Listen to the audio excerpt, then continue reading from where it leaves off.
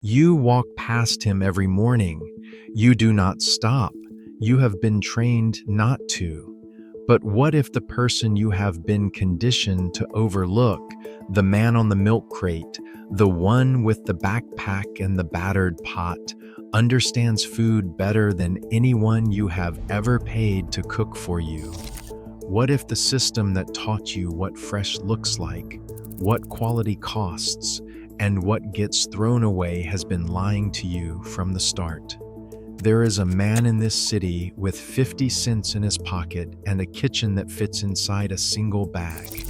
In 40 minutes, on a concrete picnic table, he is going to produce a meal so technically precise and deeply flavored that it would stop a classically trained chef cold. And he is going to do it entirely from what your grocery store decided was not worth keeping. His name is Raymond Earl. He is 61 years old, 6'1", with hands like a surgeon and a mind that catalogs flavor combinations the way other people memorize sports statistics. He spent 11 years as a sous chef at a hotel restaurant in Atlanta before the drinking took everything. It took the job, the apartment, the car, the contact list, the version of himself he recognized in the mirror. That was 8 years ago. He has been living on the streets of this city ever since, and he has been cooking, not surviving, cooking. Picture him on a Tuesday morning before 7 in the morning, moving through the alley behind 3 upscale grocery stores and 1 farm-to-table restaurant. His whole kitchen fits in a single backpack. He knows the disposal schedule at each place. He knows what gets pulled the night before and what comes out at dawn. He knows the grocery store throws away produce the moment it shows the first bruise, not because it has gone bad, but because customers will not buy something that looks imperfect. He knows the restaurant discards vegetable trimmings every single night, carrot tops, fennel fronds, parmesan rinds, the woody ends of asparagus, chicken carcasses that still have meat on them if you know where to look. He carries it all to the park. He sets up his $15 propane stove on a concrete picnic table, and he cooks.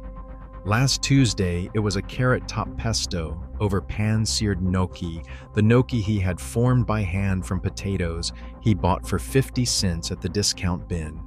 A fennel and citrus salad dressed with the juice of a lemon someone had thrown out, still half full. A chicken stock so deep and layered, it smelled like something you would order in a French bistro, built entirely from bones and trimmings. Other people called garbage. People who walked past stopped, not to pity him, but to watch. So here is the question that should be keeping you up. If Raymond can produce a gourmet meal from what your grocery store throws away, what does that say about the ingredients you have been paying full price for? And what does it say about who you have been taught to dismiss? Before we go any further, drop something in the comments right now. Have you ever looked at something about to go in the trash and thought, that is still good? A wilting herb, a bruised tomato, a heel of bread going stiff. Tell me below, because what you are about to discover will change how you see every dollar you spend on food, every meal you cook, and every person you pass without stopping.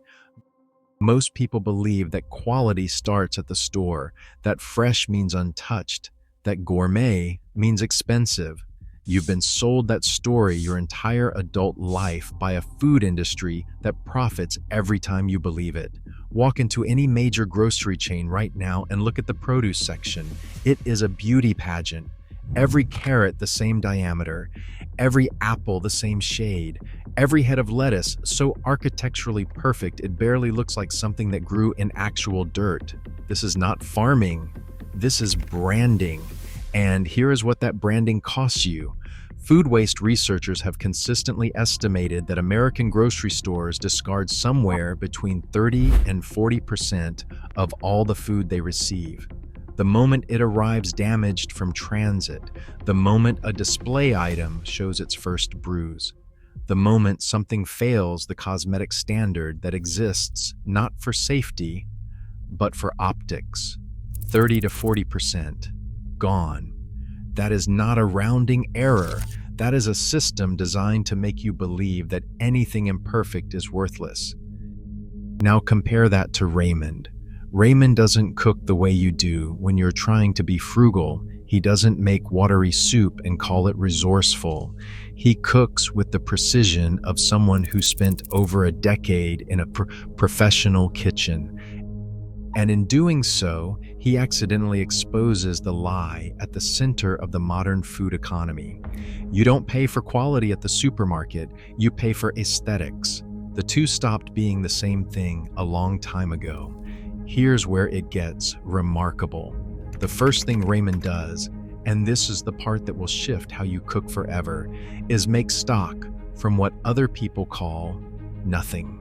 A chicken carcass the restaurant pitched the night before, the papery outer skins of onions still clinging to their cores, a fistful of peppercorns, carrot peels, the woody ends of parsley stems, bay leaves from the bottom of a jar someone tossed. He puts all of it into his largest pot, a battered 8-quart stock pot he's carried for 3 years, covers it with cold water, and he brings it up slowly. Not fast, slow. This matters more than almost anything else in cooking. When you heat a stock fast, proteins coagulate violently and cloud the liquid. The gelatin locked inside the bones can't develop properly. The fat doesn't separate cleanly. You get a muddy, flat broth. But when you bring it up slow, when you let the water barely tremble at the surface for 2, 3, 4 hours, the collagen in those bones breaks down gradually into gelatin, and that gelatin coats the back of a spoon and gives the liquid a body and richness that no store-bought carton, no matter what the label says, can replicate. Think of it like this. It's the difference between slowly coaxing a secret out of someone and trying to shake it out of them. One method works, the other just makes noise. Raymond's stock, built entirely from what the restaurant threw in the bin, is worth more per quart than anything you can buy in a box for $4. The carton is mostly water, salt, and the suggestion of flavor. Raymond's is the real thing. The second layer is what he calls reading the ingredient. When Raymond picks up a piece of produce, a slightly soft zucchini, a bunch of wilting parsley, a lemon starting to pucker at the stem, he doesn't see what it was. He sees what it's becoming. A soft zucchini has released some of its moisture and concentrated its sugars. It will caramelize faster and it will be sweeter. A wilting herb has lost structural water but retained its volatile oils, the actual flavor compounds, almost entirely intact. This is why dried herbs exist. What looks like decay to an untrained eye is, in many cases, a flavor transformation. Classical French cuisine built an entire tradition around exactly this principle. Cassoulets, braises, confits. These techniques exist because professional cooks historically understood that the best flavors don't arrive fresh. They arrive slowly, through time and heat and intention. If this is changing how you see your kitchen, hit the like button. Seriously, we're just getting to the part they really didn't want you to know. This is the knowledge that the modern grocery experience has systematically removed from you. It replaced deep culinary understanding with the idea that fresh is always best, that anything imperfect is dangerous, and that you need to buy new ingredients constantly to be safe. You don't. You never did. But there was no money in telling you that. Here is the part that should make you quietly furious. The food system didn't accidentally become this way. At some point in the mid-20th century, as refrigeration became universal and supermarket chains consolidated their buying power, producers and retailers made a deliberate calculation. Standardization was more profitable than quality. A carrot that fits a machine and photographs well is worth more to the supply chain than a carrot that tastes extraordinary. Speed required it, scale required it. The industrial system could not process irregularity, so it eliminated irregularity, and then it told you that irregularity was a problem you should be grateful to have solved. They redesigned the food, then they redesigned your perception of the food. And then they build you for the upgrade. The real cost arrives somewhere else entirely. It arrived in a culture where the average person genuinely doesn't know how to use a whole chicken, where vegetable trimmings go straight in the bin, where a slightly overripe banana causes a small crisis in the kitchen. The skills that would make you self-sufficient, the skills Raymond carries in his hands without thinking, the same skills that were once considered basic adult knowledge were declared obsolete right around the same time. Processed food became cheap enough that you didn't need them anymore. And notice the timing. These problems began rising precisely when traditional kitchen knowledge was replaced by packaged convenience. That was not a coincidence. You are not a bad cook. You were handed a broken system and told the failure was yours. Now, here is what you can actually do. 3 options, easiest to most involved. Option 1, and you can start this today, find the markdown cart. Almost every major grocery chain has one somewhere near the back. The bin or shelf where produce pulled from display goes before it gets pitched. It is usually labeled Manager's Special or Reduced for Quick Sale. The items in that cart are almost always perfectly edible and sometimes, counterintuitively, more flavorful than what is on the main display. Slightly overripe tomatoes make better sauce than firm ones. Soft stone fruit makes better preserves. Browning bananas are non-negotiable for any banana bread worth eating. Buy from that cart. Your food will improve and your bill will shrink. Both things at once. Option 2. Start a scrap stock container. Keep a Ziploc bag or a container in your freezer, and every time you peel a vegetable, trim a leek, strip a bunch of herbs, or finish a rotisserie chicken, the scraps go in that bag. When it is full and it fills faster than you think, cover the contents with cold water in your largest pot, add peppercorns and a bay leaf if you have them, and bring it up slow. Simmer for 2 to 3 hours. What you produce will make you angry that you ever bought broth in a box. Strain it, jar it, freeze what you will not use in the next week. This is not a recipe, it is a practice. Do it once and you will not stop. Option 3, the minimum, the thing you can do right now. Learn the difference between bad and done. A soft pepper is not a bad pepper. A wilting herb is not a spoiled herb. The question is never whether something looks perfect. The question is whether something smells wrong. Fermentation, bacterial spoilage, genuine rot, these have unmistakable odors that your nose has been recognizing since before you could speak.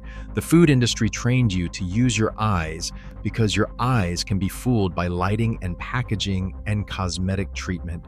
Your nose cannot. Trust it. It is the oldest food safety technology in human history. Raymond Earl is not a curiosity. He is not a sad story or an inspirational clip designed to make you feel something for 30 seconds and then scroll on. He is an engineer working at the exact edge of what the food system throws away. And he understands things about ingredients that most trained chefs have forgotten, and most home cooks were never given the chance to learn. He sees past the packaging, past the beauty pageant, past the marketing, all the way down to what food actually is. Chemistry and time and technique and attention. He just happens to do it on a concrete picnic table with a $15 stove and 50 cents in his pocket. The knowledge wasn't lost. It was discarded, along with everything else the system decided wasn't worth keeping. If this changed how you see your kitchen or the person you walk past tomorrow morning, hit like below. We're digging up the food knowledge that the industrial system quietly buried.